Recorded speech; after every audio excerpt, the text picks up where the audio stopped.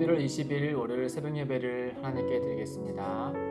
오늘 우리에게 주신 하나님의 말씀 욥기 15장 17절에서 35절의 말씀입니다. 봉독은 17절에서 25절까지 읽겠습니다. 내가 내게 보이리니 내게서 들으라. 내가 본 것을 설명하리라. 이는 곧 지혜로운 자들이 전하여 준 것이니 그들의 조상에게서 숨기지 아니하였느니라. 이 땅은 그들에게만 주셨으므로 외인은 그들 중에 왕래하지 못하였느니라. 그 말에 이르기를 악인은 그의 일평생에 고통을 당하며 포악자의 횟수는 정해졌으므로 그의 귀에는 무서운 소리가 들리고 그가 평안할 때 멸망시키는 자가 그에게 이르리니 그가 어두운 데서 나오기를 바라지 못하고 칼날이 숨어서 기다리느니라. 그는 헤매며 음식을 구하여 이르기를 어디 있느냐 하며 흑암의 날이 가까운 줄을 스스로 아느니라. 환난과 역경이 그를 두렵게 하며 싸움을 준비한 왕처럼 그를 쳐서 이기리라. 이는 그의 손을 들어 하나님을 대적하며 교만하여 전능자에게 힘을 과시하였습니다. 아멘.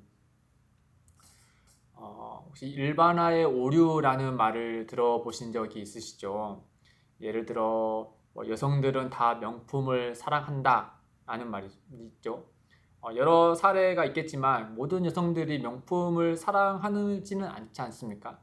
그렇기 때문에 여기는 일반화의 오류가 있는 것이죠. 여러 사례와 검증된 사실들을 들어 일반화를 이제 수론할 수는 있지만 어느 경우든 간에 예외적인 경우가 있다라는 사실을 우리가 그 점을 간과해서는 안 되는 점을 일반화의 오류에서 우리가 찾아볼 수 있습니다. 오늘 엘리바스는 이런 일반화의 오류에 빠져 있는 것을 우리가 발견할 수 있어요. 그는 자기가 보고 들은 것이 이 모든 상황에 절대적으로 진리가 되는 것이냐 욥을 몰아치고 있죠. 17절에서 19절 말씀 보시면 엘리바스가 이제 욥에게 이렇게 얘기하지 않습니까? 내가 내게 보이려니 내게서 들으라. 내가 본 것을 설명하리라. 이는 곧 지혜로운 자들이 전하여 준 것이니 그들의 조상에게서 숨기지 아니하였느니라. 이 땅은 그들에게만 주셨으므로 외인은 그들 중에 왕래하지 못하였느니라. 본인이 알고 있는 본인이 전수받은 그 지혜가 굉장히 그것을 강조하여서 그 점을 욥에게 알려준다라고 이야기하고 있는 것이죠. 그런 다음에 20절 이후에 이제 그의 말의 핵심은 한마디로 말하면 곧 악인은 하나님을 대적하는 자이기 때문에 그의 결말은 곧 하나님의 심판을 피하지 못하게 될 것이다 라는 점입니다. 그의 주장이 이런 뉘앙스를 보면은 결국은 이 악인의 결말을 겪고 있는 욥의 상황을 보니까 마치 욥이 악인이다라고 이렇게 주장하는 것과 다를 바 없는 것이죠. 특히 25절에 보면은 엘리바스는 욥이 하나님과 변론하고자 하는 이 모습이 마치 악인이 하나님을 대적하는 모습처럼 그에게 비쳐 보였나 봅니다. 25절에 보면은 이는 그의 손을 들어 하나님을 대적하며 교만하여 전능자에게 힘을 과시하였음이니라. 이렇듯 엘리바스의 일반화에 따르면 욥의 현재 상황은 악인들의 결말에나 있을 법한 그런 상황에 노출되어 있으니 욥이 이렇게 악인과 같은 죄가 있음이 확실하다라고 그의 주장을 이렇게 펼치고 있는 것이죠. 그렇다면 이 욥과 같은 고난 중에 있는 자들은 모두 이런 악인들인가? 라는 점이 이제 의문이 드는 거죠. 우리는 이 점에서 일반화의 오류에 빠져서는 안 된다는 점을 우리가 알게 됩니다. 물론 엘리바스의 주장은 완전히 틀린 것은 아닙니다. 성경의 여러 곳에 악인의 최후는 하나님의 엄중한 심판이라는 점을 강조하고 있기 때문이죠. 예를 들어서 시편 1편 6절에 보면 무릇 의인들의 길은 여호와께서 인정하시나 악인들의 길은 망하리로다. 여러 곳에서 이렇게 말씀하고 있어요. 그런 면에서 엄중한 심판의 상황을 겪는 이들이 이 과거에 악한 일을 했을 것으로 여기는 것은 어떻게 보면 완전히 틀린 추론은 아닌 것이죠. 이를테면 바람이 불지 않은데 촛불이 흔들리는 일이 없지 않겠습니까? 촛불이 흔들리는 것으로 보아 어디선가 바람이 분다고 여길 수 있는 것이죠. 그러나 문제는 이 점을 너무나 단순화하여서 모든 상황이 일반화하는 것이 문제가 있다라고 하는 거죠. 이 악인의 결말에 대해서 예외적인 점을 생각해 보면은 이게 옳다라는 것을 바로 알 수 있죠. 예를 들어서 가인의 경우를 한번 생각해 보시면 그의 형제 아벨을 죽인 후에 그가 자책하면서 하나님께 이렇게 이야기하거든요. 창세기 4장 13절에 보면은 주께서 오늘 이 지면에서 나를 쫓아내시온즉 내가 주의 낯을 배웁지 못하리니 내가 땅에서 피하며 유리하는 자가 될지라 무릇 나를 만나는 자마다 나를 죽이겠나이다. 가인이 하나님께 이렇게 얘기하는 거예요. 가인이 자신의 죄로 인해서 받을 벌을 알고 악인의 결말이 다른 이에게 죽는 것이다 라고 이렇게 말을 하고 있는 것이죠. 엘리바스의 논리대로 하면 악인의 결말은 가인의 말대로 그렇게 되어야 했어요. 그러나 하나님은 이 가인의 결말을 그렇지 않다라고 말씀 바로 하십니다. 창세기 4장 15절에 보면은 곧장 하나님께서 가인에게 이렇게 얘기합니다. 여호와께서 그에게 이르시되 그렇지 아니하다. 가인을 죽이는 자는 벌을 7배나 받으리라 하시고 가인에게 표를 주사 그를 만나는 모든 사람에게서 죽임을 면하게 하시느니라.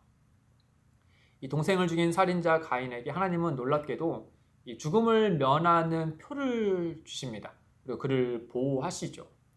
이것만 보더라도 엘리바스의 이런 일반화에 적용되지 않는 부분이죠. 악인 가인의 최후는 이래서는 안 되었습니다. 그러나 그의 최후는 하나님의 보호하는 표를 받는 결과를 맞이하지 않았습니까? 하물며 욥의 경우는 명백히 그가 죄를 짓지 않았다는 것은 우리가 알고 있죠. 그렇기 때문에 그런 일반화에 적용되지 않습니다. 그럼에도 불구하고 이제 욥은 이제 고난을 당하고 있지 않습니까? 따라서 고난 당하는 자들은 과거에 죄를 지었기 때문에 또 그들이 악인이기 때문에 그와 같은 결말을 받는다라고 우리가 곧장 기계적으로 이렇게 대입해서는 안 된다라는 점입니다. 뿐만 아니라 엘리바스가 하나님의 성품을 안다면 더더욱더 그래서는 안 됐어요. 하나님은 그의 공의로 악인을 심판하시는 분이기도 하지만 그의 사랑과 긍휼과 인자하심과 노하기를 더디하심으로 이 악인조차도 회개하여 돌아오기를 기뻐하시는 분이 바로 하나님이시잖아요. 뿐만 아니라 그분은 자기 자녀를 사랑하여 징계하시는 분이기도 했습니다. 따라서 엘리바스는 자기의 논리를 일반화해서 욥에게 강제적으로도 기계적으로 대입해서는 안 됐습니다. 자기의 주장이 논리적이고 근거가 있다 하더라도 예외적인 경우를 생각하여 듣는 귀가 또 그 사람의 상황을 먼저 살피는 것이 우선되어야 했죠. 그러나 그는 그의 말에서 느껴지기를 내가 들은 바, 내가 본 것, 또 외인들은 모르지만 내가 아는 것 이런 표현처럼 이 자기의 주장 외에 다른 것에 이런 배타적인 자세를 끝까지 유지하는 것을 볼 수 있죠. 이 점이 잘못되었다라고 하는 겁니다. 사랑하는 성도 여러분, 엘리바스의 일반화에 오류는 신앙생활을 하는 우리에게도 일부 해당되는 부분이 없지 않아 있는 것 같습니다. 예를 들어 주변에 영적인 침체 중에 있는 분이 있다면 그 사람이 평소에 예배나 경건 생활을 소홀했기 때문에 그런 같은 침체가 이루어진 거다라고 단정하는 경우가 간혹 있지 않습니까?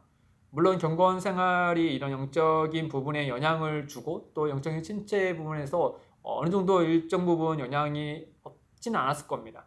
그럼에도 불구하고 우리가 알듯이 이런 경건 생활의 부재 때문에 영적인 침체에 오는 경우도 있지만 사람이 몸이 아프거나 또 심리적인 스트레스를 받을 때 사람의 이제 전인적이기 때문에 그런 영적인 부분에도 분명히 영향을 주기 마련이죠. 그러니까 여러 상황이 우리가 해석하고 또 들여다볼 수 있는 여지가 많이 있는 것입니다.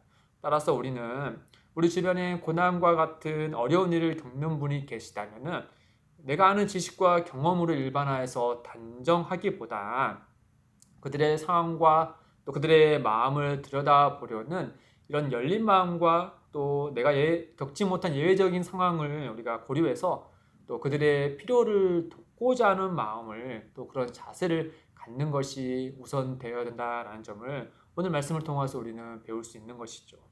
사랑하는 성도 여러분, 오늘 하루를 지내면서 보다 너그럽고 온유한 마음으로 만나는 이들을 대하기를 원하고 또 그들의 말과 마음 또 상황을 좀 더 귀를 기울이고 살피셔서 그들에게 주님의 그 사랑과 은혜를 함께 나누는 또 귀한 만남이 있기를 원합니다. 그 은혜를 따르는 하루 되시기를 주님의 이름으로 축복드립니다. 함께 기도하겠습니다. 하나님 아버지, 우리는 자주 교만하여 내가 보고 느끼고 배운 것이 전부인 것처럼 생각하고 살 때가 많습니다. 주님, 우리의 이 어리석음을 용서하여 주시고 무엇이든 하나님 앞에서 우리 자신을 생각하고 보다 겸손하고 온유할 수 있도록 인도해 주십시오. 혹여 내가 하는 말과 행동으로 인해 누군가가 상처를 받는 일이 있거든 주님 우리가 화해의 손을 먼저 내밀 수 있도록 용기를 주셔서 주님 안에서 좋은 관계를 회복할 수 있도록 인도해 주옵소서. 감사하며 예수님의 이름으로 기도드립니다. 아멘. 오늘도 두 가지의 기도 제목을 두고 기도하겠습니다. 첫째, 여러 대화 중에 내 주장을 관철시키기보단 먼저 너그럽고 부드러운 마음으로 듣게 하시고 보다 건설적인 관계로 이끌 줄 아는 이들이 되게 하옵소서. 둘째, 기쁨이 되는 교회가 크신 하나님의 마음을 닮아 지역사회의 다양한 이들을 부드럽게 품을 수 있도록 인도하여 주옵소서. 이를 위해 함께 기도하며 나아가겠습니다.